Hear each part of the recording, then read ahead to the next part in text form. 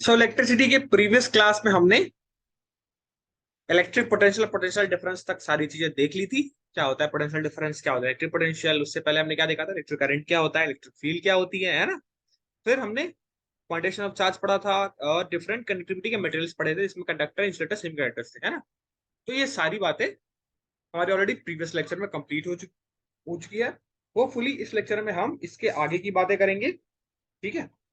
और आज का लेक्चर ना बहुत इंपॉर्टेंट होना है, क्योंकि मैक्सिमम जो चीजें, जो सवाल पूछे जाते हैं वो एक्चुअली आज के लेक्चर से पूछे जाते हैं। तो आज के लेक्चर वाली चीजें थोड़ी ध्यान से और थोड़ी फोकस होकर सीखिएगा, क्योंकि फॉर्मूलेज भी आपको सिखाए जाएंगे। और साथ ही साथ ये पूरा चैप्टर खत्म हो जाएगा ना, तो मैं इसका प्रीवियस सेशन लेके आऊंगा, जिसमें प्रीवियस सवाल हम करेंगे। तो हम थ्योरी भी करेंगे, साथ में प्रीवियस भी करेंगे। ठीक है, एक दिन पूरा क्वेश्चन करेंगे। आज होपफुली मैं कोशिश करता हूँ कि पूरी थ्योरी खत्म कर दूं इलेक्ट्रिसिटी की। ठीक है, तो 2 लेक्चर में पूरी इलेक्ट्रिसिटी वन शॉट टाइप हो जाएगा, खत्म हो जाएगा। उसके बाद हम प्रीवियस क्वेश्चन लगा लेंगे। ठीक है, तो ये चैप्टर भी हमारा तैयार हो जाएगा। तो टाइम बहुत कम है हमारे पास, तो थोड़ा जल्दी करना पड़ेगा ना। तो मैं क्या करूं बताओ, मैं तो, मेरी जो क्लास टाइमिंग है, मेरी मेरी तबीयत थोड़ी कल खराब हो गई थी, तो मैं सिर्फ कल क्लास नहीं लिया। यस सर, आपकी नहीं है, आपकी कोई फॉल्ट नहीं है। हाँ, तो वो मैं तो कोशिश है। कर रहा हूँ। ठीक है, जितना हो पाता है मेरे से उतना हम करेंगे। ठीक है, हाँ सर, की दो चिंता मत तीन करो। ही दिन है ना अब। हाँ सर, संडे को तो पेपर ही है। चलिए, तो आगे कंटिन्यू करते हैं। और आज का जो टॉपिक शुरू होता है ना, वो सबसे पहले हम शुरू करते हैं थोड़ा सा, देखो, सिंबल्स से। कुछ इलेक्ट्रिक डिवाइसेस के सिंबल्स हमको पता होने चाहिए, जो इस चैप्टर में यूज होंगे। इवन जो सवाल में जो सर्किट्स आती है ना, उस सर्किट को समझने के लिए हमको कुछ सिंबल समझने पड़ते हैं इलेक्ट्रिकल डिवाइसेस की। ठीक है, तो यहाँ कुछ सिंबल बनाता हूँ, साथ में उसके नाम लिखता हूँ। ठीक है, अगर आपको कहीं ऐसी लाइन दिखती है, ठीक, या फिर कहीं आपको ऐसे ऐसी लाइंस दिखती है जहां एक जंक्शन आपको दिखता हो, है ना, या फिर आपको ऐसा कोई डायग्राम दिखता हो, ठीक, या फिर ऐसा दिखता हो, ठीक, या फिर कहीं डायग्राम में ऐसा बनाया हुआ हो, या फिर ये दिखे, ये कुछ सिंबल्स हैं। ठीक है, या फिर ऐसा दिखे, ये वायर है, ठीक, या फिर और यहाँ बना देता हूँ। ये कुछ सर्किट सिंबल्स हैं। ठीक है, चिंता मत करिए, मैं सभी को समझाऊंगा। ठीक, ये कुछ सिंबल्स हैं मेरे। देखो, जब भी ऐसे आपको स्ट्रेट लाइन दिखती है कहीं भी सर्किट के अंदर, इसका मतलब होता है ये वायर है। वायर को हम सिंबल से कैसे दिखाते हैं, एक स्ट्रेट लाइन से। ठीक है, यहां देखो, ये एक वायर, ये एक वायर, ये एक वायर, तो यहाँ 3 वायर है जो कि एक पॉइंट पे आके मिल रहे हैं, तो इसको हम बोलते हैं जंक्शन। क्या बोलते हैं इसको, जंक्शन। जंक्शन का ये डायग्राम है। ये देखो, ये छोटी वाली डंडी को माइनस से दिखाते हैं, बड़ी वाली डंडी को प्लस से दिखाते हैं, इसको बोलते हैं शेल। तो आप बोलोगे कि सर यहाँ और यहाँ दोनों में तो सेल ही है, फिर आपने दोनों अलग अलग क्यों बनाया है। सर ये बैटरी तो ये देखो, ये माइनस है, ये प्लस है, ये माइनस है, प्लस है। यहाँ देखो, एक सिंगल पोलैरिटी थी, इसको क्या बोलते हैं, पोलैरिटी। पोलैरिटी मतलब एक नेगेटिव एक पॉजिटिव। जब सिंगल पोलैरिटी थी तो उसको सिंगल को हम सेल बोलते हैं, लेकिन अगर 2 सेल को जोड़ दिया जाए तो ये बैटरी का सिंबल है। किसका है, सर, जंक्शन का कोई दूसरा नाम नहीं है क्या? ठीक है। जंक्शन का दूसरा वायर ऐसे बोल सकते हो कि लेट्स से ये कनेक्टिंग वायर्स है। Yes sir. ओके। है ना, बोल सकते हो, बिल्कुल बोल सकते हो। ये कनेक्टिंग वायर है, दिख रहा है, आगे यस सारे वायर सर। कनेक्ट हो रहे हैं, तो या तो जंक्शन बोलो या कनेक्टिंग वायर बोलो, एक ही बात है ना। यस सर, इससे पहले नहीं सुना था कभी, इसलिए पूछा मैंने। ये बल्ब है, ये बल्ब का सिंबल है। ठीक है, इसको बोलते हैं register. Resistance. Register, not resistance. इसको बोलते हैं वेरिएबल रजिस्टर। क्या बोलते हैं इसको, देखो, ये जो सिंबल है ना, इसमें रजिस्टर के अंदर एक प्रॉपर्टी होती है जिसको बोलते हैं रेजिस्टेंस, जो मैं आगे पढ़ाऊंगा आपको। ठीक है, तो उसकी प्रॉपर्टी को बदल नहीं सकते, ये फिक्स होती है इसके अंदर। लेकिन यहां देखो, वेरिएबल का नाम है, वेरिएबल रजिस्टर है।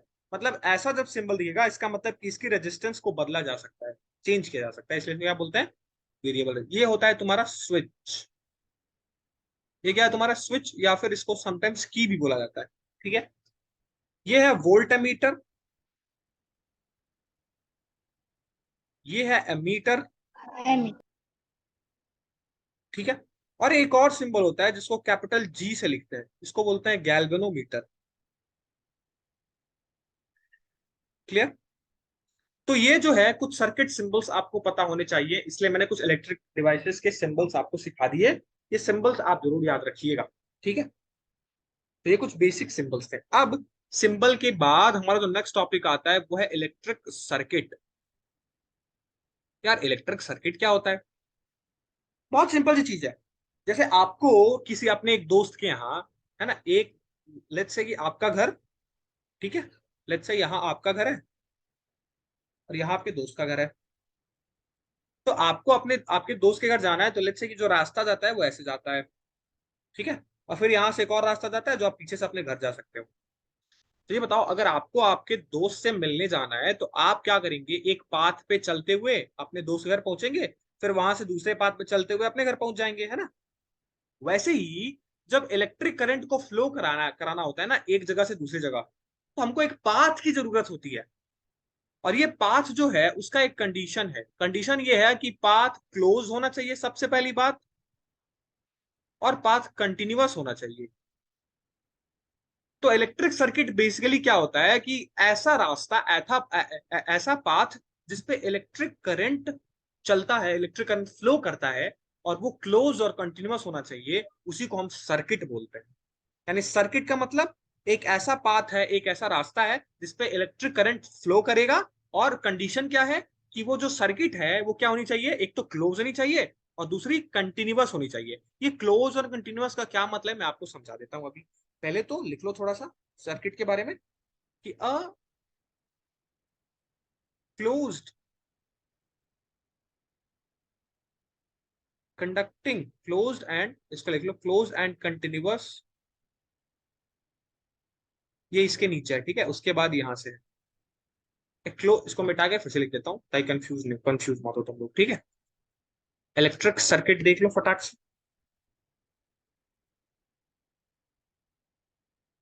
A closed and continuous conducting path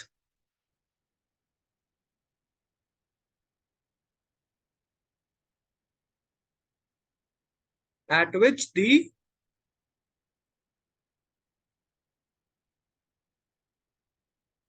electric current flow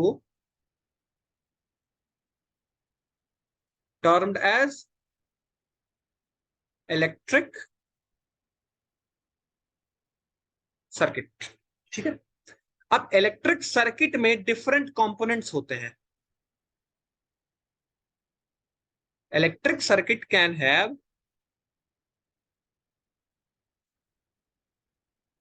different component. जैसे मैं बोलता हूं कि मेरे पास यहां एक बल्ब था, ये बल्ब के दो टर्मिनल्स थे, है ना। अब मेरे को इस बल्ब को ग्लो कराना है, तो यार अगर बल्ब को ग्लो कराना है तो जाहिर सी बात है सर, हमको एक बैटरी चाहिए, है ना। तो मान लो कि मैं एक बैटरी लेके आया, और बैटरी का सिंबल क्या है भाई? एक तो छोटा डंडा फिर बड़ा डंडा, है ना। तो लेट्स से मैं क्या करता हूं कि मैंने एक बैटरी लाई, ये मेरी बैटरी है। अब बताओ, क्या मैं बल्ब को लाके रख दूंगा, क्या मैं बैटरी को लाके रख दूंगा तो बल्ब जल जाएगा क्या? नहीं जलेगा, हमको नो कनेक्शन सर, करना उसको पड़ेगा ना। वायर से कनेक्ट करना कनेक्शन करना पड़ेगा। पड़ेगा, वायर से कनेक्ट करना पड़ेगा। तो हम क्या किए कि हम एक वायर लाए ऐसे, फिर एक और वायर लाए ऐसे, फिर इसको इस एंड से जोड़ दिया, फिर दूसरे एंड को पकड़े, एक और वायर लाए और इसको दूसरे एंड से जोड़ दिया, है ना। तो ये जो डायग्राम बना ना, इसी को हम बोलते हैं सर्किट डायग्राम। वाह, क्या बोलते हैं? Circuit diagram. तो सर्किट डायग्राम में क्या क्या है? सर्किट डायग्राम में सर वायर है, सर्किट डायग्राम में बैटरी है, और सर्किट डायग्राम में क्या है? बल्ब है। तो क्या सर्किट के अंदर डिफरेंट कंपोनेंट हो सकते हैं? ये तो मैंने लिखवाया है, electric circuit can have different component. तो एक इलेक्ट्रिक सर्किट के अंदर डिफरेंट कंपोनेंट हो सकते हैं, जैसे बल्ब, बैटरी, वायर। और मान लो मेरा मन किया, यहां तो मैंने क्या किया, मैंने स्विच लगाया, मान लो मेरा मन किया कि मैं ऐसी सर्किट बनाऊं जिसमें जब मेरा मन करे तो बल्ब जले, जब मेरा मन नहीं करे तो बल्ब नहीं जले। तो मैं क्या करूंगा, मैं एक स्विच भी लाके जोड़ दूंगा यहाँ, है ना। तो अब देखो, अब कितने कंपोनेंट हो गए? एक तो वायर हो गया, एक तो बैटरी हो गई, एक तो स्विच हो गया, और एक बल्ब हो गया। तो इलेक्ट्रिक सर्किट कॉम्बिनेशन होता है डिफरेंट कंपोनेंट का, जब हम उसको उन सभी को वायर से जोड़ देते हैं, उसी को क्या बोलते हैं? Circuit diagram. क्लियर? अब देखो मैंने क्या लिखा है, क्लोज होना चाहिए, कंटिन्यूअस होना चाहिए। तो ये देखो, क्या ये कंटिन्यूअस पाथ है? देखो कंटिन्यूअस पाथ तो है, क्यों? क्योंकि अगर करंट चलेगा तो यहां से यहां मुड़ेगा, फिर चलेगा, फिर चलेगा, फिर चलेगा, फिर चलेगा, फिर बल्ब में जाएगा, फिर बल्ब में से फिर वापस आएगा, तो ये कंटिन्यूअस पाथ है। बिल्कुल है। लेकिन क्या ये क्लोज है? अभी तो क्लोज नहीं है। क्यों? क्योंकि देखो यहाँ क्या है, ये स्विच खुली हुई है, तो इसलिए इसको हम बोलते हैं ओपन सर्किट। अब बताओ, करंट को फ्लो होने के लिए सर्किट क्लोज होनी चाहिए कि सर्किट ओपन होनी चाहिए? अरे यार, ओपन होगा तो करंट फ्लो कहां से करेगा? सर्किट को क्लोज होना चाहिए, क्योंकि करंट घूम के अब यहां आएगा तो देखेगा कि आगे तो वायर है ही नहीं, वायर तो खुला हुआ है, तो करंट यहीं रुक जाएगा, आगे करंट नहीं जाएगा। तो करंट को फ्लो कराने के लिए सर्किट का क्लोज होना जरूरी है। इसलिए मैंने बोला कि एक इलेक्ट्रिक सर्किट क्या होती है, क्लोज होनी चाहिए और कंटिन्यूअस होनी चाहिए। तो कंटिन्यूअस तो था, लेकिन इस केस में क्लोज नहीं था। तो तुम्हारा सवाल आ रहा है कि सर सर्किट को क्लोज कैसे करें? तो यहां मैं एक क्लोज सर्किट बना देता हूं। ये बल्ब था हमारा। अब देखो, अब मैं क्या कर रहा हूं ना कि ये बैटरी थी हमारी, अब मैं वायर को ऐसे जोड़ दिया। अब देखो, क्या अब ये सर्किट क्लोज हो गई? बिल्कुल, ये क्लोज सर्किट है। तो दो तरह की सर्किट्स होती हैं, एक तो ओपन सर्किट और दूसरी क्लोज्ड सर्किट। बताओ, अब क्या किसी को सर्किट पहचानने में दिक्कत है? सर्किट वर्किट तो समझ सकते हो ना कि electric no circuit. Sir. Clear? Clear हो गई? Yes sir. चलो, ठीक है, आगे बढ़ते हैं, आ जाओ। चलो आगे। अब नेक्स्ट टॉपिक है हमारा बहुत इंपॉर्टेंट, जहां से न्यूमेरिकल बनते हैं, वो है ओम्स लॉ। ओम्स लॉ, देखो, ओम्स लॉ बहुत सिंपल सी बात बोलते हैं। ओम्स लॉ बहुत सिंपल सी बात क्या बोलते हैं, थोड़ा ध्यान से समझो। ओम्स लॉ बोलते हैं कि किसी भी इलेक्ट्रिक सर्किट में, किसी भी इलेक्ट्रिक सर्किट में, लेट्स से कि ये एक सर्किट है और यहां मैंने क्या लगाई है, बैटरी लगाई है, ठीक। और लेट्स से कि मैंने यहाँ एक रजिस्टर लाके जोड़ दिया सर्किट में। रजिस्टर का फिगर यही है ना, ऐसे रजिस्टर होता है, भी हमने पीछे देखा है। ये क्या है? Yes sir. ये रजिस्टर है, ठीक है। तो लेट्स से इलेक्ट्रिक सर्किट मैंने यहाँ एक रजिस्टर लाके जोड़ दिया, ये पोलैरिटी प्लस, ये माइनस, और वी वोल्ट का पोटेंशियल था। हमारी बैटरी कितनी की थी? लेट्स से वी वोल्ट की थी। और ये जो रजिस्टर था, इसका रेजिस्टेंस था आर, ठीक है। अब मैंने क्या किया कि इसको एक सर्किट से जोड़ दिया। तो ओम्स लॉ के हिसाब से ओम्स लॉ यही बोलता है कि किसी भी इलेक्ट्रिक सर्किट में जितना पोटेंशियल डिफरेंस भी होगा, जितनी वोल्ट हम अप्लाई करेंगे, वो डायरेक्टली प्रोपोर्शनल होगा करंट के फ्लो कर सर्किट में फ्लो करने।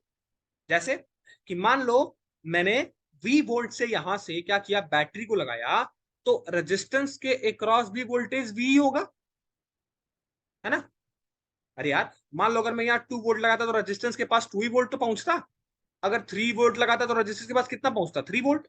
वैसे ही अगर मैंने वी वोल्ट लगाया है, तो रेजिस्टेंस के पास कितना वोल्ट होगा? जितना लगाया है उतना जाएगा, है कि नहीं। तो अगर मैंने वी वोल्ट की बैटरी लगाई है, तो रेजिस्टेंस के अक्रॉस ये दोनों एंड पे, यहां और यहां, कितना पोटेंशियल होगा? वी होगा, ठीक है। तो ओम्स लॉ के हिसाब से ना, जितना वोल्टेज उतना करंट। यानी किसी भी इलेक्ट्रिक सर्किट में जो पोटेंशियल डिफरेंस होता है, वो डायरेक्टली प्रोपोर्शनल होता है करंट के। तो लेट्स से कि करंट यहां है आई, पोटेंशियल डिफरेंस V की वजह से करंट है I। अब मैं यहां का पोटेंशियल मान लो बढ़ा रहा हूं, तो V भी बढ़ेगा। और ओम्स लॉ के हिसाब से अगर V बढ़ेगा तो करंट भी बढ़ेगा। बढ़ेगा नहीं बढ़ेगा? तो ओम्स लॉ बड़ा सिंपल सी बात बोलते हैं कि किसी भी इलेक्ट्रिक सर्किट में जितना पोटेंशियल बढ़ाओगे, साथ में उतना ही करंट बढ़ेगा। मतलब कि अगर वोल्टेज को V से 2V कर दोगे, तो करंट भी I से 2I हो जाएगा। अगर वोल्टेज को V से 3V कर दोगे, तो करंट भी I से 3I हो जाएगा। मतलब जितना पोटेंशियल बढ़ाओगे, उतना करंट भी बढ़ेगा किसी भी इलेक्ट्रिक सर्किट में। यही तो ओम्स लॉ है। यानी V is directly proportional to I। बताओ, क्लियर हो गया? बताओ यार, ओम्स लॉ क्लियर हो गया? Yes sir. V is directly proportional to I।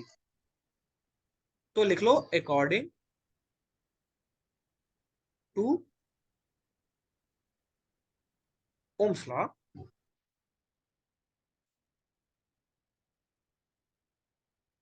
The current flowing through a circuit is, बोलो मेरे साथ, डायरेक्टली प्रोपोर्शनल टू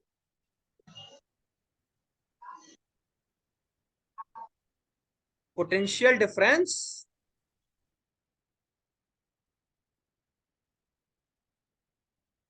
व्हाट, बोलो, applied across the and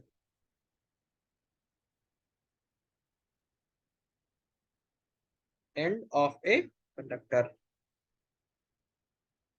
clear? Ohm's law क्या होता है? यानी V is directly proportional to I। और आप ये चीजें बचपन से पढ़ते आ रहे हो कि जब भी प्रोपोर्शनलिटी के साइन को हटाना होता है तो हमें कांस्टेंट से मल्टीप्लाई कर देते हैं। इसमें जो कांस्टेंट आता है वो आता है R। तो यहां से ओम्स लॉ का एक इंपॉर्टेंट रिलेशन, इंपॉर्टेंट रिजल्ट निकल के आया, और वो रिजल्ट क्या है? V is equals to I into R. V is equals to I into R. जहां ये प्रोपोर्शनलिटी कांस्टेंट R है, इसको हम क्या नाम देते हैं? रेजिस्टेंस। क्या नाम देते हैं? रेजिस्टेंस। अब बताओ, अब बताओ, क्लियर हुआ? बता दो, बता दो। ओम्स लॉ क्लियर हुआ? Yes sir. Proportional to I. Yes sir. और प्रोपोर्शनलिटी के साइन को इक्वल टू बदलने के लिए हमको एक कांस्टेंट से मल्टीप्लाई करना पड़ेगा, और यहाँ जो कांस्टेंट है वो क्या है? वो है कैपिटल आर। और कैपिटल आर को फिजिक्स के भाषा में, फिजिक्स के लैंग्वेज में क्या बोलते हैं? रेजिस्टेंस बोलते हैं। रेजिस्टेंस बोलते हैं। क्या बात है? ठीक है, तो ये एक्चुअल में रेजिस्टेंस है क्या? आओ अब ये समझते हैं। सर ये क्या है रेजिस्टेंस? देखो, वो रेजिस्टेंस बहुत सिंपल सी चीज है। रेजिस्टेंस होता है ऑब्स्ट्रक्शन, है ना, जिसको आप लोग बचपन से पढ़ते आते हो, oppose, obstruction to the flow of electric current. देखो, किसी भी कंडक्टर में क्या होता है? किसी कंडक्टर में एक एंड से दूसरे एंड करंट का फ्लो मस्त हो रहा होता है, क्योंकि इलेक्ट्रॉन फ्लो कर रहे होते हैं, कर रहे होते हैं, है ना। अब होता क्या है कि जब किसी भी कंडक्टर में इलेक्ट्रॉन फ्लो कर रहे होते हैं ना, तो ये इलेक्ट्रॉन आपस में क्या करते हैं? बीच में कोलाइड करते चलते हैं, क्योंकि एक कंडक्टर के अंदर मिलियंस ऑफ फ्री इलेक्ट्रॉन होते हैं, एक दो नहीं, मिलियंस ऑफ फ्री इलेक्ट्रॉन होते हैं, सोचो। और जहां भीड़ होगी वहां धक्का मुक्की होगी कि नहीं होगी? बताओ यार, जहां भीड़ होती है वहां धक्का मुक्की होगी। तो अगर करंट को एक एंड से दूसरे एंड फ्लो करना है किसी भी कंडक्टर में, तो क्या होगा कि इलेक्ट्रॉन फ्लो करेंगे, और इलेक्ट्रॉन इतने ज्यादा नंबर में होते हैं कि हर एक इलेक्ट्रॉन आपस में टकरा रहा होता है। और इस टकराने के वजह से, इस कोलिजन के वजह से, इस कंडक्टर में एक प्रॉपर्टी आ जाती है, और इसी कंडक्टर की प्रॉपर्टी के वजह से करंट का फ्लो थोड़ा रुक जाता है, करंट का फ्लो स्टॉप हो जाता है। उसी प्रॉपर्टी को क्या बोलते हैं? रेजिस्टेंस बोलते हैं। तो मैंने क्या लिखवाया कि obstruction to the flow of electric current, मतलब कि ऐसी प्रॉपर्टी, कंडक्टर की ऐसी प्रॉपर्टी जो इलेक्ट्रिक करंट के फ्लो को रोकने का काम कर रही है। वो नहीं चाहती है कि करंट फ्लो करे कंडक्टर में, वो अपोज करती है। मतलब अगर करंट इधर जा रहा है तो रेजिस्टेंस इसको अपोज करेगा, नहीं भाई नहीं, रुको, नहीं जाना है तुमको। और ये किसके वजह से हो रहा है? ये अंदर खूब सारे इलेक्ट्रॉन है, वो जब टकरा रहे हैं ना, तो टकराने की वजह से ये प्रॉपर्टी कंडक्टर के अंदर जनरेट हो रही है। तो कोलिजन के वजह से एक कंडक्टर के अंदर ऐसी प्रॉपर्टी जनरेट हो जाती है जो करंट की फ्लो को धीमा कर देता है, करंट की फ्लो को रोकने लगता है। उसी प्रॉपर्टी को रेजिस्टेंस बोलते हैं। क्या बोलते हैं? रेजिस्टेंस बोलते हैं। तो रेजिस्टेंस इज दी ऑब्स्ट्रक्शन, जिसको अपोज बोला गया है। ऑब्स्ट्रक्शन का मतलब कि फ्लो ऑफ करंट को रोकना। Obstruction to the flow of electric current, मतलब कि अगर करंट बहना चाहता है तो रेजिस्टेंस रोकना चाहेगा, उल्टा काम करेगा। अगर करंट बहना चाहता है तो रेजिस्टेंस रोकने का काम करेगा। तो कंडक्टर की रोकने वाली प्रॉपर्टी को, इलेक्ट्रिक करंट के फ्लो को रोकने वाली प्रॉपर्टी को हम रेजिस्टेंस नाम देते हैं। इसको कैपिटल आर से डिनोट किया जाता है। रेजिस्टेंस क्या है? Resistance is the obstruction oppose to the flow of electric current. मतलब रेजिस्टेंस कभी नहीं चाहेगा कि करंट की वैल्यू बढ़े, करंट जो है वो आसानी से फ्लो करे, वो रोकने का काम करता है। और रोकने वाला का कारण क्या है? क्योंकि मिलियंस ऑफ फ्री इलेक्ट्रॉन किसी भी कंडक्टर में होते हैं, और जहां ज्यादा इलेक्ट्रॉन वहां धक्का मुक्की ज्यादा, तो धक्का मुक्की वजह से, कोलिजन के वजह से ये प्रॉपर्टी आ जाती है कंडक्टर के अंदर। बताओ रेजिस्टेंस सबको समझ आया कि रेजिस्टेंस क्या है? Yes sir. तो अब हमने पीछे पढ़ा from Ohm's law. Ohms law क्या है भाई बोलो? V V is is equal to IR. Very good. तो ओम्स लॉ की वजह से अगर मेरे को रेजिस्टेंस लिखना है तो रेजिस्टेंस क्या लिखूंगा? P V upon by I. आई। तो यहां से रेजिस्टेंस का एक मैथमेटिकल फॉर्मूला आ गया। तो आप ये याद रख सकते हैं, ओम्स लॉ पीछे है, रेजिस्टेंस यहाँ। बताओ क्लियर हो गया? Yes sir. Yes sir. बताओ क्लियर हो गया? अब देखो, अब एक और बात Yes कर लो, sir. हमने डिनोशन देख लिया, हमने रेजिस्टेंस का फार्मूला देख लिया, हमने रेजिस्टेंस का डेफिनेशन देख लिया, रेजिस्टेंस की एसआई यूनिट क्या होती है वो भी देख लो। Sir ohm. यस, रेजिस्टेंस की यूनिट होती है ओम। क्लियर? इसको ऐसे लेटर से, ठीक है, इसको ऐसे लेटर से हम ग्रीक लेटर से लिख, Yes sir. ठीक है, ऐसे बना के। तो अगर मैं 2 ओम लिखूंगा, मतलब कि उसके पास रेजिस्टेंस की वैल्यू कितनी है? 2 ओम। अगर मैं 2. 4 ओम लिखूंगा तो उसके पास रेजिस्टेंस की वैल्यू कितनी है? 4 ओम। तो समझ गए ओम को लिखते कैसे? Yes sir. ठीक है, ये रेजिस्टेंस है तुम्हारा। रेजिस्टेंस की यूनिट हमने देख ली, रेजिस्टेंस की वैल्यू देखी। अब मैं कुछ इंपॉर्टेंट बातें आपको रेजिस्टेंस के बारे में बताना चाहता हूँ, और मैं बताना चाहता हूँ डिपेंडेंसी ऑफ रेजिस्टेंस, क्योंकि ये कंडक्टर की ही प्रॉपर्टी है ना।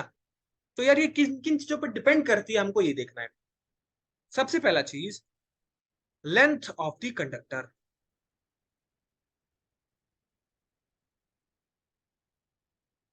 ठीक है।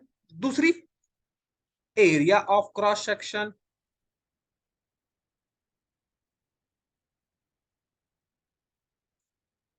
Of the conductor.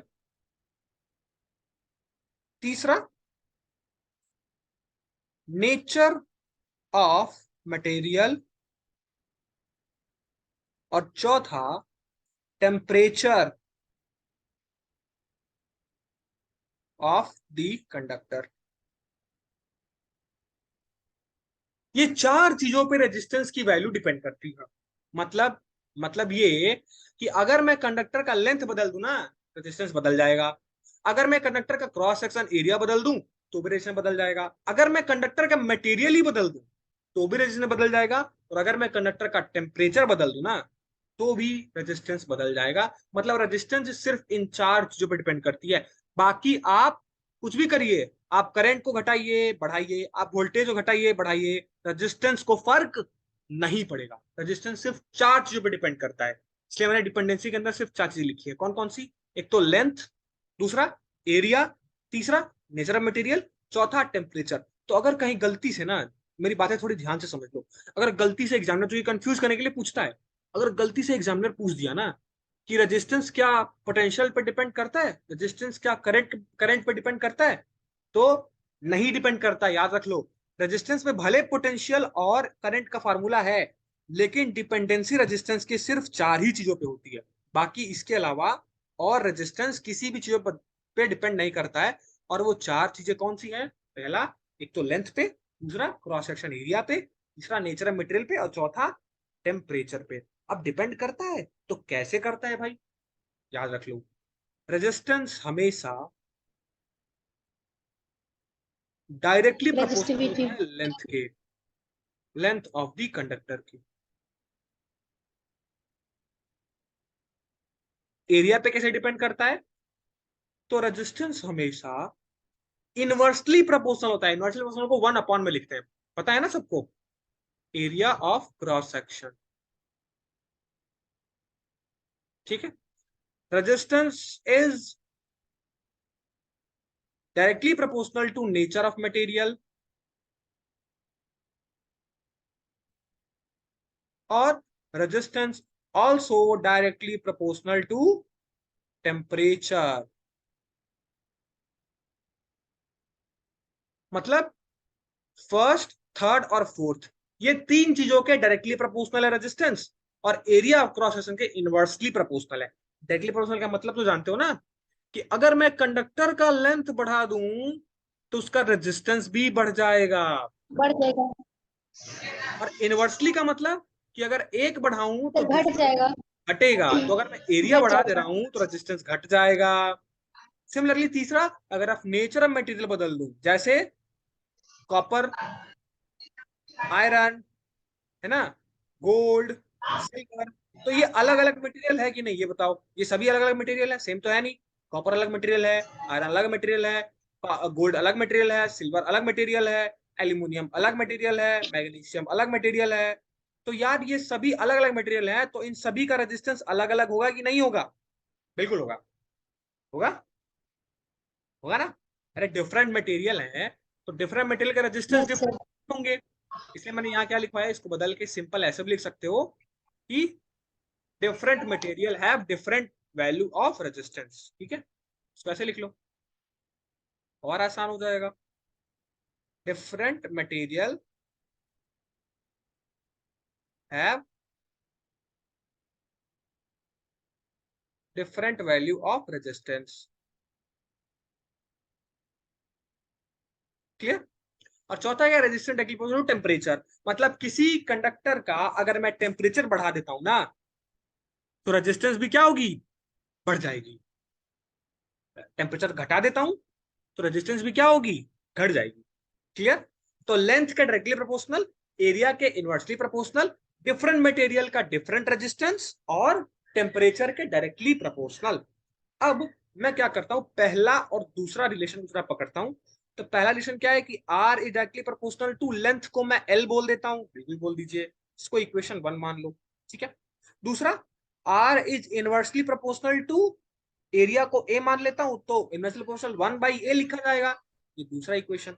अब फ्रॉम फर्स्ट एंड सेकेंड, जरा फर्स्ट और सेकेंड को देखो, क्या इन दोनों को मिला के मैं ऐसे लिख सकता हूं, R is directly proportional to length and inversely proportional to area. लिख सकता हूं कि नहीं लिख सकता हूं? बिल्कुल लिख सकता हूं भाई, क्योंकि दोनों साइड यस सर। इतना तो मैथ पढ़े हो। तो अगर मैं दोनों इक्वेशन को इक्वेट करूंगा तो मैं ऐसे लिख सकता हूं, R is directly proportional to length and inversely proportional to area मिला के, है ना। एरिया। Yes sir. मल्टी के साइन को हटाने के लिए कांस्टेंट आता है, और अगर मैं रो। प्रोपोर्शनलिटी को हटा के इक्वल टू लिखूंगा, तो यहाँ जो कांस्टेंट आता है ना रो उसको रो से लिखते हैं, और ऊपर होता है एल, नीचे होता है ए। तो एल बाई यहाँ ए। रेजिस्टेंस का एक और फॉर्मूला याद रखना है, और बहुत बहुत बहुत इंपॉर्टेंट है, इसलिए 3 हैशटैग लगा लो। इससे सवाल आएंगे ही यस आएंगे। सर, ये जामिया में क्वेश्चन आया था अभी। यस, अगर इलेक्ट्रिसिटी से सवाल आए तो इससे जरूर आएंगे। ठीक है। तो R is equal to rho L by A. समझे? कहां से आया, यहां से आया, डिपेंडेंसी से। जहां जो ये रो होता है ना, जैसे हमने वहां आर को एक खास नाम दिया था रेजिस्टेंस, वैसे सर ही रो को रेजिस्टिविटी यहाँ नाम होती है। देते हैं। रो को खास नाम देते हैं और रेजिस्टिविटी। इसको बोलते हैं रेजिस्टिविटी। क्या बोलते हैं? रेजिस्टिविटी। क्लियर।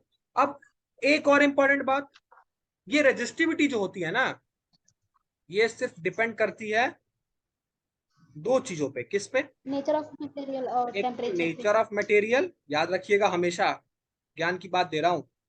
और दूसरा, यस सर, ये भी टेम्परेचर। आया था। हाँ, तो इसलिए आपको एक ज्ञान की बात में बता दे रहा हूं कि रेजिस्टिविटी सिर्फ दो चीजों पर डिपेंड करती है, एक तो नेचर ऑफ मटेरियल, दूसरा टेम्परेचर ऑफ कंडक्टर। ठीक है, याद रहेगा। ये रेजिस्टिविटी सिर्फ दो चीजों पर यस डिपेंड सर। करती है, जैसे रेजिस्टेंस 4 चीजों पर डिपेंड करता है, वैसे जो रेजिस्टिविटी आई वो दो चीजों पर डिपेंड करती है। क्लियर। तो यहां से अगर रेजिस्टिविटी पूछे तो रेजिस्टिविटी का फॉर्मूला क्या हो जाएगा, यहीं से देख लो। रेजिस्टिविटी क्या हो जाएगा, R into A by L. अरे इसी को थोड़ा सा टेढ़ा मेढ़ा करके मैथ के टर्म में लिख लो। तो rho is equals to R A into L. तो रेजिस्टिविटी का फार्मूला यहां से, रेजिस्टेंस का फार्मूला दो हमने देखा कौन कौन सा, एक तो वी बाई आई, दूसरा R is equals to rho L by A. बता दो, बता दो, क्लियर हो गया? Yes sir. बता दो ओम्स लॉ क्लियर हो गया? Yes sir. बता दो रेजिस्टिविटी क्लियर हो गया? और बता दो रेजिस्टेंस क्लियर हो गया कि नहीं हो गया? यस सर, हो गया। Yes sir. याद रखो, रेजिस्टिविटी को एक और भाषा में ना स्पेसिफिक रेजिस्टेंस ही बोला जाता है, तो कंफ्यूज मत होना। ठीक है, इसी को स्पेसिफिक रेजिस्टेंस भी बोला जाता है, याद कर लो। अगर स्पेसिफिक रेजिस्टेंस पूछ दिया मतलब वो रेजिस्टिविटी पूछा है, घुमाने के लिए बस स्पेसिफिक रेजिस्टेंस दे देगा। ठीक है, तो नाम याद कर लो, रेजिस्टिविटी को क्या बोलते हैं एक और दूसरी भाषा में, specific resistance. Specific resistance. Clear. तो स्पेसिफिक रेजिस्टेंस अगर पूछता है मतलब कि वो रेजिस्टिविटी की बात कर रहा है। समझ गए? समझ यस सर। गए? समझ गए? Yes sir. चलिए, अब हम पढ़ते हैं combination of registers. Combination of registers, जिसमें दो तरह के कॉम्बिनेशन हमको आपके सिलेबस के अकॉर्डिंग पढ़ने होते हैं। एक तो सीरीज कॉम्बिनेशन, ऑफ रजिस्टर्स और दूसरा parallel combination of register. Parallel combination of registers.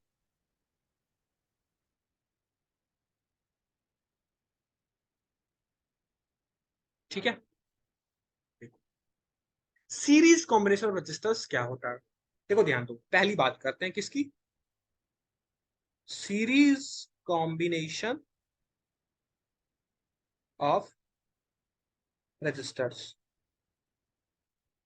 क्या होता है सीरीज कॉम्बिनेशन ऑफ रजिस्टर? ध्यान से देखो, रजिस्टर का सिंबल अरे ऐसे होता है, अभी जिगजैग पढ़ क्या है रजिस्टर, यही तो रजिस्टर है, ये इसी को तो रजिस्टर बोलते हैं, अभी तो हमने सिंबल देखा, ये रजिस्टर है। अब हमको सीरीज कॉम्बिनेशन ऑफ रजिस्टर चाहिए, मतलब क्या करो ना, लेट्स से मैंने दो रजिस्टर लेके आए, दो मान लो तीन मान लो, तुम्हारे पर डिपेंड करता है, ठीक है। लेट्स से मैंने दो रजिस्टर लेके आए, एक रजिस्टर मैंने ऐसे किया और इसी के लाइन में एक और रजिस्टर मैंने जोड़ दिया, और इन दोनों रजिस्टर को जोड़ के एक सर्किट कंप्लीट कर दी, और दोनों रजिस्टर को मैंने एक बैटरी से कनेक्ट कर दिया ताकि दोनों रजिस्टर एक्टिव हो जाए, है ना। पोटेंशियल हमने V वोल्ट का पोटेंशियल दे दिया।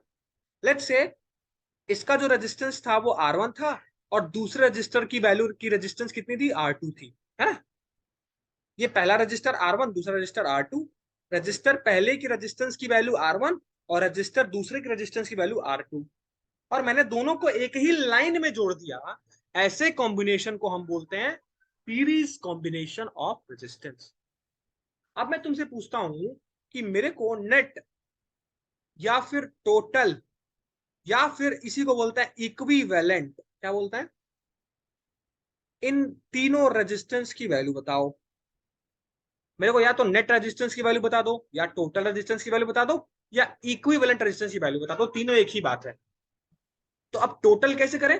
देखो टोटल करने का बड़ा आसान है, जब भी हमसे इक्विवेलेंट रेजिस्टेंस निकालने को पूछे, इक्विवेलेंट रेजिस्टेंस, तो जितने भी सीरीज में होते हैं ना, तो इक्विवेलेंट रेजिस्टेंस निकालने का फॉर्मूला सीरीज में होता है, जिसको हम लिखते हैं R equivalent R1 plus equals to R1 plus R2। R2। अब बताओ, अब यहाँ देखो ये R1 है, ये R2 है, ठीक है। तो ये सीरीज कॉम्बिनेशन का क्या होता है, इक्विवेलेंट रेजिस्टेंस निकालने का फॉर्मूला फार्मूला होता है। होता है, जो है R1 प्लस R2। अब मैं सवाल में तुमसे क्या बोलूं, मैं बोल दूं कि R1 की वैल्यू 3 ओम है और R2 की वैल्यू 5 ओम है, then find out equivalent resistance. तो अभी हमने पढ़ा कि R इक्विवेलेंट क्या होता है, R1 प्लस R2। R1 की वैल्यू है 3, R2 की वैल्यू है 5, तो रख दो यार, R1 की जगह रख दो 3 ओम, R2 की जगह रख दो 5 ohm, so that will be sir equals to 8 ohm. 5 और 3 8 ओम। 8 बड़ा ओम। सिंपल है यार, बड़ा सिंपल है। यानी सीरीज कॉम्बिनेशन में जितने भी रजिस्टर्स लगे होंगे, जितने भी रजिस्टर लगे होंगे एक साथ, सबको जोड़ देंगे, सबका टोटल कर देंगे, तो नेट आ जाएगा, टोटल आ जाएगा, या फिर उसी को इक्विवेलेंट बोला जाता है, तो इक्विवेलेंट आ जाएगा। फार्मूला क्लियर है सबको? बता दो, यस सर। क्या सीरीज कॉम्बिनेशन का फार्मूला क्लियर है सबको? अगर ये फुल लेक्चर यस होता सर। ना आपकी, पूरा शुरू से पढ़ा था सिलेबस को, तो मैं प्रूफ करके आपको दिखाता कि कैसे सीरीज के अंदर R1 प्लस R2 होता है। लेकिन अभी आपके लिए एग्जामिनेशन पॉइंट ऑफ व्यू से जरूरी ये है कि आप समझें कि पहले सीरीज और पैरेलल क्या है। ठीक है, क्लियर हो गया? अब मान लो मैं तीन यस कर सर। देता तो, मान लो मैंने ऐसे तीन कर तो दिया तो, उसमें एक और ऐड हो जाता। वेरी गुड, एक और ऐड हो जाएगा। जैसे इसको मैं दे दूं R1 R2 R3, तो क्या करें, बोलो बोलो, R equivalent is equal R1 क्या हो जाएगा, R1 R1 plus plus R2 R2 plus R3। R3। अब वैल्यू दी होगी, सबको जोड़ देंगे, टोटल आ जाएगा, आ जाएगा नहीं आ जाएगा। तो पहचानेंगे कैसे यस कि सर। सीरीज है, एक ही लाइन में लगी होगी। क्लियर? पहचानेंगे कैसे कि सीरीज है, एक ही लाइन में सारे रजिस्टर जुड़े होंगे, एक पे एक पे एक। क्लियर? Yes sir. चलो, अब कुछ इंपॉर्टेंट नोट करने वाली बातें, किसके लिए, सीरीज कॉम्बिनेशन के लिए। क्या है वो इंपॉर्टेंट नोट करने वाली बातें, ध्यान से सकते हो। पहली इंपॉर्टेंट बात, बहुत खास बात है, पहली इंपॉर्टेंट बात ये है, in series combination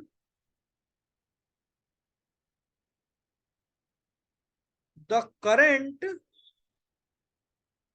is same across all registers.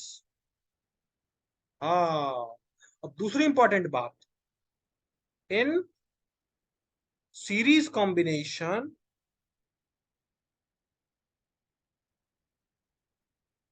the voltage is different across all registers। दो इंपॉर्टेंट बात, दो खास बात जो आपको याद रखनी है। पहली कि सीरीज कॉम्बिनेशन में जितने भी रजिस्टर्स लगे होते हैं सबके अक्रॉस करंट की वैल्यू सेम होगी। और दूसरी इंपॉर्टेंट बात, करंट की वैल्यू तो सेम होगी लेकिन पोटेंशियल या फिर वोल्टेज की वैल्यू अलग अलग होगी। जैसे अब मैं अगर तीन तीन रजिस्टर का एक सीरीज कॉम्बिनेशन बनाऊं तो let's say this is R1, R2 and this is R3। ये हमारी बैटरी है नीचे, ठीक है। अब मान लो मैं बोलता हूं कि इसके अंदर इसका V वोल्ट है, तो इसके अंदर करंट जो है वो I करंट फ्लो हो रहा है। तो क्या ये कॉम्बिनेशन सीरीज है, ये बताओ। पहले तो चेक करो क्या कॉम्बिनेशन सीरीज है। हाँ है, क्योंकि एक ही लाइन में लगा हुआ है, यस सर। ठीक है। इसका रेजिस्टेंस R1, इसका रेजिस्टेंस R2, इसका रेजिस्टेंस R3। तो अब जरा ऊपर वाले स्टेटमेंट को पढ़ो। अगर सर्किट में टोटल करंट कितना जा रहा है, टोटल करंट I जा रहा है, तो मैंने क्या बताया कि इन series combination the current is same across all register. मतलब कि ये जो आई जा रहा है ना सर, तो आई यहां भी आई ही होगा, यहां भी आई ही जाएगा, और इसके अक्रॉस भी आई ही जाएगा। लेट्स से अगर मैं बोल दूं कि आई की वैल्यू 2 एम्पियर है, मतलब इस सर्किट में करंट टोटल कितना फ्लो हो रहा है, 2 एम्पियर। तो सर R1 के अक्रॉस भी करंट कितना होगा, 2 एम्पियर। R2 के अक्रॉस भी करंट कितना होगा, 2 एम्पियर। और R3 के अक्रॉस भी करंट कितना होगा, 2 एम्पियर। ये बातें आपको याद रखनी है। सीरीज हो तभी, क्या बोला मैंने, सिर्फ सीरीज कॉम्बिनेशन में सीरीज होगा। कि the current is same across all register. अगर टोटल करंट की वैल्यू 4 एम्पियर होती, जरा बता दो R1 में कितना, R2 में कितना और R3 में कितना होता। सर 4 एम्पेयर होता है, सब में 4 एम्पेयर। 4 4 हो जाती, वेरी गुड। यहां भी 4 हो जाता, यहां भी 4 हो जाता, और यहां भी 4 हो जाता। तो याद रखने वाली बात क्या है, याद रखने वाली बात यह है ना सर, कि सीरीज कॉम्बिनेशन के अंदर करंट सेम होता है, सभी रजिस्टर के क्रॉस करंट क्या होता है, सेम होता है। क्लियर। लेकिन अब अगर मैं बात करूं सेकंड वाले पॉइंट की समझाने की, तो यहां क्या लिखा है, वोल्टेज इज डिफरेंट। मतलब अगर यहाँ V जो है ना, यहाँ V अगर आप सप्लाई कर रहे हैं, तो इसके क्रॉस V और इसके क्रॉस V और इसके क्रॉस V नहीं सर आएगा, डिफरेंट होगा, V1 बदल V2 जाएगा। V3 आएगा। क्योंकि मैंने लिखवाया है कि सीरीज कॉम्बिनेशन में जो वोल्टेज है वो क्या है, डिफरेंट है। डिफरेंट होता है। मतलब अगर R1 की बात करूं तो इसके क्रॉस V1 आएगा, R2 की बात करूं तो इसके क्रॉस V2 आएगा, और R3 की बात करूं तो इसके क्रॉस V3 आएगा। और ये V1 plus V2 plus V3 total V के बराबर होंगे, क्योंकि आपने V तो दिया है और V जी मेन तो V दिया है, वो डिवाइड हो गया किस में, V1 में, V2 में एंड V3 में। जैसे एग्जांपल लेके समझ लो, मान लो मैंने यहां 12 वोल्ट लगा दिया, तो 12 वोल्ट के हिसाब से पता है क्या होगा, 12 वोल्ट के हिसाब से पोटेंशियल अलग अलग डिवाइड होंगे। जैसे अगर मैं एग्जांपल ले लूं, तो इसके क्रॉस मान लो 3, इसके क्रॉस मान लो हो गया 4, और इसके क्रॉस मान लो कितना हो गया, 4 3 7, और यहाँ हो गया 5 6। 5। तो ऐसे वोल्टेज डिवाइड होगा ना कि सबको जोड़ के टोटल के बराबर आ जाए। समझ आया, यानी यस हर सर। रजिस्टर में वोल्टेज अलग अलग होगा। तो अगर टोटल वोल्टेज V है तो डिवाइड किस में हो जाएगा, V1 V2 एंड V3 में। V3। क्लियर हो गया। और yes V1 sir. V2 V3 का समेशन क्या हो जाएगा, टोटल वोल्टेज जो हम दे रहे हैं उसके बराबर हो जाएगा कि नहीं हो जाएगा। तो मार्क कर लो, इसके क्रॉस V1, इसके क्रॉस V2 एंड रजिस्टर 3 के क्रॉस V3। ये दो इंपॉर्टेंट बातें सबको चमक गई, बता दो एक बार, बता दो यार, यस क्या सर। ये दो यस इंपॉर्टेंट यस। बातें सबको क्लियर है। आई थॉट क्लियर यस होगा यस। यार, ठीक है। चलिए आगे बढ़ते हैं। नेक्स्ट कॉम्बिनेशन, सीरीज तो हो गई, next parallel. Combination parallel. Parallel combination of register. अगर मैं लेट्स से मैं बात करता हूं दो पैरेलल लाइन की, तो पैरेलल लाइन कैसी होती है, एक लाइन ऊपर होगा सर एक लाइन नीचे होगा, फिर एक लाइन नीचे नीचे होगा, होगा। नीचे होगा, इसी को तो पैरेलल बोलते हैं, पैरेलल इसी को तो बोलते हैं। तो वैसे ही अगर मैं बोल यस दूं sir. Parallel combination of registers, मतलब कि सर एक रजिस्टर ऐसे होगा, दूसरा रजिस्टर इसके जस्ट पैरेलल ही लगा होगा, यही तो पैरेलल कॉम्बिनेशन है, और तीसरा रजिस्टर इसके पैरेलल लगा होगा, है ना। और तीनों रेजिस्टेंस को सप्लाई करने के लिए मैं इनके बीच से एक वायर को पास कर दूंगा, और किससे कनेक्ट कर दूंगा, एक बैटरी से कनेक्ट कर दूंगा। क्लियर। लेट्स से बैटरी है V और करंट फ्लो हो रहा है I। ठीक है। अब मैं बोलता हूं कि ऊपर रेजिस्टेंस की वैल्यू R1 है, इसके लिए R2 है, इसके लिए R3 है। तो क्या ये एक पैरेलल कॉम्बिनेशन सबको नजर आ रहा है। सीरीज पैरेलल में डिफरेंस सीख यस लो। सर। सीरीज में एक ही लाइन में लगे थे तो उसको सीरीज बोलेंगे, लेकिन एक के ऊपर एक के ऊपर एक लगेंगे तो उसको क्या बोलेंगे, पैरेलल कॉम्बिनेशन बोलेंगे। तो यार अब तो पहचान जाओगे कि कौन सा पैरेलल है कौन सा सीरीज है, बोलो यार, पहचान जाओगे ना, आसान यस तो है। सर। अब अगर इसमें मैं तुमसे टोटल पूछूं या फिर इक्विवेलेंट पूछूं तो क्या करोगे। अगर मैं वन। टोटल इक्विवेलेंट पूछता हूं सर तो वन बहुत बाई आसान आर है, वन प्लस वन इसमें by one R two. Upon में चले जाता है। वहां देखो अपॉन में नहीं था, यहाँ अपॉन में नहीं था, यहाँ अपॉन में, इसको बोलते हैं रेसिप्रोकल, इसको बोलते हैं रेसिप्रोकल। तो ये हो जाता है 1/r equivalent equals to 1/r1 plus 1/r2, क्योंकि यहाँ 3 वन है अपॉन तो R I two. Will write it as 1/r3। इसी को टोटल रेजिस्टेंस निकालने का फॉर्मूला बोलते हैं, किसके लिए, फॉर पैरेलल पैरेलल के लिए। Combination of resistors. क्लियर। तो पैरेलल कॉम्बिनेशन में टोटल रेजिस्टेंस कैसे लिखेंगे, हम अपॉन में करके लिखेंगे सर, रेसिप्रोकल में करके लिखेंगे, 1/r equivalent equals to 1/r1 plus 1/r2 plus 1/r3। अब एग्जांपल के लिए मैं आपको बोल दूं R1 R2 R3 तीनों की वैल्यू 2 के बराबर है, तो क्या हो जाएगा 1/r equivalent equals to 1/2 plus 1/2 plus 1/2, LCM क्या सर हो टू जाएगा, अपॉन थ्री आंसर होगा। तो ये क्या हो जाएगा 1 प्लस, एलसीएम लेने तो सबको आता है, 1 + 1 + 1 that will be equals to 3/2, और ये 1/r इक्विवेलेंट के बराबर है। तो 1/r इक्विवेलेंट क्या हो जाएगा 3/2 ओम। लेकिन हमको यार 1/r इक्विवेलेंट नहीं चाहिए ना, हमको तो r इक्विवेलेंट चाहिए। तो इसको उल्टा कर दो, जब इसको उल्टा करोगे तो ये भी उल्टा हो जाएगा, तो यहां से साफ दिखेगा कि r इक्विवेलेंट हो जाएगा 2/3 के बराबर। 2/3 हो। क्लियर है सबको, क्लियर है सबको, वाह वाह, यस मजा आ सर। गया, मजा आ गया। क्लियर है, क्लियर है। अब इसमें भी खास बातें, खास बातें क्या सर जी, इंपॉर्टेंट बातें, इंपॉर्टेंट बातें, क्या इंपॉर्टेंट बातें, पहली इंपॉर्टेंट बात है कि इन पैरेलल इससे कॉम्बिनेशन करंट डिवाइड हो जाता है।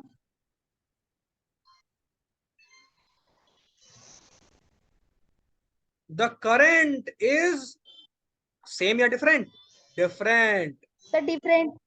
पैरेलल कॉम्बिनेशन में करंट डिफरेंट हो जाता है और सीरीज में करंट सेम रहता है, पोटेंशियल डिफरेंट होता है। लेकिन पैरेलल कॉम्बिनेशन में current is different across all registers. और दूसरी इंपॉर्टेंट बात कि वोल्टेज जो होता है इज वो सेम होता है। सेम, यानी उल्टा काम हो जाता है अक्रॉस ऑल रजिस्टर्स। तो सर यहाँ क्या था, यहाँ था कि वोल्टेज डिफरेंट था करंट सेम था, यहाँ उल्टा काम हो गया, यहाँ करंट डिफरेंट हो गया वोल्टेज सेम हो गया। क्लियर। मतलब कि अगर यहां से टोटल आई जा रहा है ना तो यहां जाके करंट डिवाइड हो जाएगा, इधर I1 जाएगा, इधर I2 जाएगा और इधर I3 जाएगा। लेकिन अगर टोटल पोटेंशियल V I3 है जाएगा। तो यहाँ भी पोटेंशियल V ही रहेगा, यहाँ भी बी जाएगा पोटेंशियल V ही तीनों में। रहेगा और यहाँ भी पोटेंशियल V ही रहेगा। क्या बात है, क्लियर हो गया, बता दो यार, क्लियर हो गया तो यस सर। बता दो सबको क्लियर है, क्या सबको यस क्लियर सर। है, किसी को डाउट, किसी को डाउट, फटाक से बोलो किसी को डाउट, अब ज्यादा कुछ बचा नहीं है, किसी को डाउट, लास्ट कुछ टॉपिक चुनिंदा बचे हुए हैं फिर ये चैप्टर आपका नो सर। समाप्त हो जाएगा। फिनिश। ठीक है, चलिए तो हमने ओम्स लॉ पढ़ लिया, हमने सीरीज कॉम्बिनेशन पैरेलल रेजिस्टेंस के भी पढ़ लिए। ठीक है, अब एक और नेक्स्ट टॉपिक आता है, ठीक है, जो है जूल्स लॉ ऑफ हीटिंग, जिसको heating effect of electric current भी बोलते हैं, उसके अंदर से सबसे पहला टॉपिक आता है जूल्स लॉ ऑफ हीटिंग। क्या होता है ये, क्या कहते हैं ये लॉ, आओ थोड़ा ध्यान से सीखते हैं इसको। देखो, जूल्स लॉ ऑफ हीटिंग बड़ा सिंपल लॉ है, जैसे ओम्स लॉ पीछे पढ़ा था, जैसे जूल्स लॉ यहाँ आएगा। अब जूल्स लॉ ऑफ हीटिंग क्या बोलता है, जूल्स लॉ ऑफ हीटिंग बहुत सिंपल सा लॉ है। जूल्स लॉ ऑफ हीटिंग के अकॉर्डिंग कि किसी भी रजिस्टर में, लेट्स से एक रजिस्टर है, ठीक है, अगर आप कंटिन्यूअस किसी आई करंट को फ्लो करा रहे हैं फॉर टाइम टी, है ना, तो ये जो रजिस्टर है, लेट्स से इसका रेजिस्टेंस आर है, तो ये जो रजिस्टर है ना वो गर्म हो जाएगा, यानी हमको हीट एनर्जी मिलने लगेगी। जैसे इसका एग्जांपल तुमको बताऊं, इसका एग्जांपल अपना फैन देखियो, सबके घर में गर्मी के दिनों में फैन चल रहा है। अब वो फैन के अंदर क्या होगा, रजिस्टर लगे होंगे, उस यस फैन का सर। कुछ ना कुछ रेजिस्टेंस होगा, है ना। और उस फैन को लगातार सोचो तुमने 2 घंटे तक चलाया, तो क्या वो फैन गर्म नहीं होता है? होता है, होता है, सर होता होता है, है। होता है ना। तो जूल्स लॉ ऑफ हीटिंग वही है, वो जो गर्मी आती है ना वही जूल्स लॉ ऑफ हीटिंग बताते हैं। जूल्स लॉ ऑफ हीटिंग क्या बोलते हैं कि किसी भी रजिस्टर के अक्रॉस अगर तुम लगातार कुछ टी टाइम के लिए आई करंट को फ्लो करा रहे हो, मतलब लगातार किसी करंट को कुछ समय के लिए फ्लो करा रहे हो, तो वो अपने अंदर से हीट एनर्जी को क्या करेगा, प्रोड्यूस करेगा, हीट एनर्जी को रिलीज करेगा। और ये जो हीट एनर्जी जो प्रोड्यूस हुई है, ये जो हीट एनर्जी आई है, जिसको कैपिटल एच से लिख लो, वो डायरेक्टली प्रोपोर्शनल होती है करंट के वैल्यू के स्क्वायर के, एंड डायरेक्टली प्रोपोर्शनल होती है टाइम के, एंड डायरेक्टली प्रोपोर्शनल होती है रेजिस्टेंस के। तीनों के डायरेक्टली प्रोपोर्शनल होती है, मतलब अगर करंट की वैल्यू बढ़ाओगे तो हीट एनर्जी और ज्यादा मिलेगी, अगर और लंबे समय तक चलाओगे तो वो और गर्म होगा, और अगर रेजिस्टेंस की वैल्यू भी ज्यादा है तो और एनर्जी मिलेगी। मतलब कि heat is directly proportional to current के स्क्वायर के। सोचो करंट के स्क्वायर के, मतलब अगर मैं करंट को आई से टू आई कर रहा हूं, तो हीट जो होगी वो अगर पहले एच थी तो बाद में 4H हो जाएगी, क्योंकि 2 का स्क्वायर 4 होता है। तो सोचो, दोगुना करने पे हीट 4 गुना बढ़ गई। मतलब करंट बढ़ाने से हीट एनर्जी भी बढ़ जा रही है, टाइम ड्यूरेशन बढ़ाने से भी हीट एनर्जी बढ़ जा रही है, और रेजिस्टेंस बढ़ाने से भी हीट एनर्जी बढ़ जा रही है। तो तीनों आपस में डायरेक्टली प्रोपोर्शनल है कि नहीं, है कि नहीं। और इसी को तो जूल्स लॉ ऑफ हीटिंग बोलते हैं। तो according to Joule's law of heating, the heat produce is directly proportional to the square of the value of current, and directly proportional to the time, and directly proportional to the resistance। अब देखो, अब मैं क्या बोलता हूं कि इसको मैं इक्वेशन 1 मान लेता हूं, इसको इक्वेशन 2 मान लेता हूं, इसको इक्वेशन 3 मान लेता हूं। तीनों को मिला के मैं क्या लिख सकता हूं, heat is directly proportional to I square R into R T. ठीक। लिख सकते हैं सर, बिल्कुल लिख सकते हैं, लिख सकते हैं, नहीं लिख सकते हैं। अब लिख सकते हैं। प्रोपोर्शनलिटी के साइन को इक्वल टू में बदलना है, तो एक कांस्टेंट के से हम यहाँ मल्टीप्लाई करते हैं, जो होता है आई स्क्वायर आर इंटू टी, और बाद में इस के की वैल्यू को हम 1 मान लेते हैं, तो यही फॉर्मूला बन जाता है आई स्क्वायर आर इंटू टी। अरे इस के की वैल्यू को 1 रख के देखो ना, इतना ही आएगा ना जी, यस आएगा सर। क्या? तो हीट का फॉर्मूला क्या आ गया, आई स्क्वायर आर इंटू टी। यार इसी को जूल्स लॉ बोलते हैं, क्या बोलते हैं, Joule's law of Joule's law heating. Heating करें। को क्या बोलते हैं, जूल्स लॉ ऑफ हीटिंग। बताओ, क्लियर? किसी को डाउट है? No sir, no doubt. Doubt है यार, सब तो पढ़े हो ना, तुम ही लोग ने तो बोला, इसलिए मैं आज फास्ट लेके चला, लेकिन फिर भी समझ आया होगा, इतना सिंप्लीफाइड पढ़ा रहा हूँ, यस सर। है ना, है ना। तो इसी को क्या बोलते हैं, Joule's law of heating. Heating. Clear? याद रख लो, बहुत इंपॉर्टेंट है, इससे भी न्यूमेरिकल बनते हैं। स्टार लगा लो। न्यूमेरिकल ओम्स लॉ से बनेगा, न्यूमेरिकल सीरीज पैरेलल से बनेगा, न्यूमेरिकल रेजिस्टेंस के फार्मूले से बनेगा, न्यूमेरिकल जूल्स लॉ से बनेगा, और लास्ट न्यूमेरिकल, आज का लास्ट टॉपिक हम पढ़ेंगे, और वो क्या है, वो है इलेक्ट्रिक पावर। क्या पढ़ेंगे जी, इलेक्ट्रिक पावर। इससे भी न्यूमेरिकल बनते हैं, तो हर एक फार्मूला इसके लिए इंपॉर्टेंट हो जाता है। सबसे पहली चीज कि पावर होता क्या है यार। तो पावर जो होता है, पढ़ो ना, the rate of doing work is called power. Work power energy पढ़े हो, याद है क्लास 9? Yes sir. तो पावर इक्वल्स टू क्या होता है? वर्क डन अपॉन टाइम, सबने पढ़ा है। रेट ऑफ डूइंग वर्क मतलब रेट लग गया, मतलब डिवाइड बाय टाइम, परसों ही बताया था क्लास में। तो पावर इक्वल्स टू क्या होता है? Rate of doing work. तो पावर इक्वल्स टू क्या हो जाएगा? Work done upon time. होगा कि नहीं होगा, बोलो? होगा होगा होगा। सर होगा। अगर मैं पावर को P बोल देता हूँ, वर्क डन को W बोल देता हूँ, टाइम को T बोल देता हूँ, तो कोई दिक्कत नहीं होनी चाहिए। No sir. सिंबल से लिख दिया। अब देखो, अब हमने पीछे पढ़ा है, पीछे पढ़ा है, याद है? इलेक्ट्रिक पोटेंशियल पीछे पढ़ा है। और इलेक्ट्रिक पोटेंशियल क्या पढ़ा था? V is equals to W by Q होता है कि नहीं होता है? तो यहां से W is equals to V into Q, Q लिख सकता हूँ कि नहीं लिख सकता हूँ, ये बताओ। अरे यार, पीछे हमने पढ़ा था पोटेंशियल डिफरेंस वाला, याद करो। V equals to W by Q. तो W इक्वल्स टू क्या हो जाएगा? V into Q. बोलो यार, हो जाएगा? हो जाएगा नहीं हो जाएगा? यस सर हो जाएगा। अब मैं क्या करता हूँ ना, कि ये W को उठा के और ये W की जगह पुट कर दो। तो power is equals to V V Q Q upon upon T। T. क्या बात है? अब यहां से power is equals to V। अभी देखो Q बाई टी। अरे रे रे, ये तो I is equals to Q by T है कि नहीं? पीछे पड़ा है। Yes sir. Charge upon time. तो चार्ज अपॉन टाइम आई हो जाएगा, यानी पावर इक्वल्स टू क्या हो गया? V वी इंटू आई। आई। अरे बहुत बहुत बहुत इंपॉर्टेंट फार्मूला है। तो पावर का फार्मूला हमको क्या मिल गया? V इंटू आई। इसी को इलेक्ट्रिक पावर बोलते हैं। क्या बोलते हैं? Electric power. पावर का फार्मूला क्या आया? V इंटू आई। अब देखो, ये तो पहला फार्मूला था। पावर के कम से कम 4 फार्मूले याद रखने थे। देखो, एक तो पहला तुमने याद कर लिया, सबसे बेसिक। दूसरा तुमने याद कर लिया, अभी 2 और आते हैं और सवाल पूछे जाते हैं, ठीक है? तो अब देखो, यहां से 2 और फार्मूले निकालेंगे हम। देखो कैसे, एक इधर निकालेंगे, एक इधर निकालेंगे। देखो कैसे। अब देखो, power equals to V I है ना? अब V is equals to I R होता है, हमने पढ़ा है ओम्स लॉ से। अभी पीछे पढ़ के आ रहे हैं। पढ़ा ही नहीं पढ़ा है, झूठ मत बोलना। V equals yes to sir I R I होता है। स्क्वायर आर हो तो जाता यहाँ है। देखो, V की जगह मैं आई आर रख दूं तो पावर क्या हो जाएगा? आई आर इंटू आई। तो पावर हो जाएगा आई स्क्वायर आर। क्या बात है ई सर, स्क्वायर एक और आर। फार्मूला आ गया। क्या बात है सर, एक और फार्मूला आ गया कि नहीं आ गया? बोलो बोलो। और दूसरा फार्मूला, देखो V equals to yes sir I आ आर। गया। तो I is equals to V by R लिख दे ओम्स लॉ से। बिल्कुल लिख सकते हैं। अब जहां I है वहां V हाँ। बाई आर पुट कर दो। तो पावर इक्वल्स टू V तो ऑलरेडी था, यहाँ V बाई आर हो गया।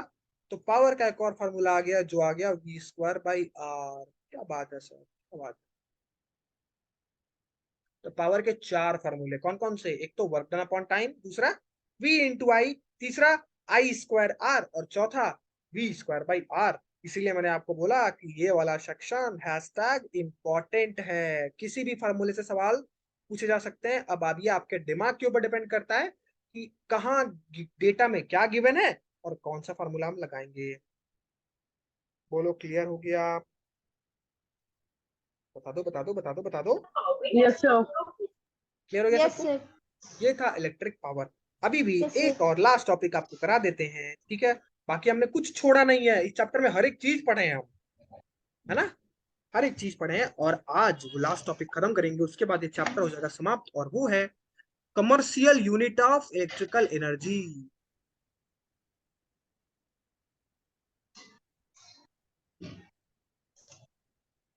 Electrical energy. अच्छा, कमर्शियल यूनिट का मतलब जानते हो? देखो, कमर्शियल यूनिट का मतलब ना, अच्छा, सबके घर में मीटर लगा है, बिजली की बिल आती है सबकी, आती होगी, आती होगी ना सबके? Yes sir. क्या किसी ने मीटर में जाके ध्यान से देखा है? मीटर में ऐसे लिखा होता है के yes sir W H, green colour की लाइट जलती है। KWH लिखा होता है मीटर एच। में, अगर कभी यस सर देखे होगे तो, किलो है ना? Watt our.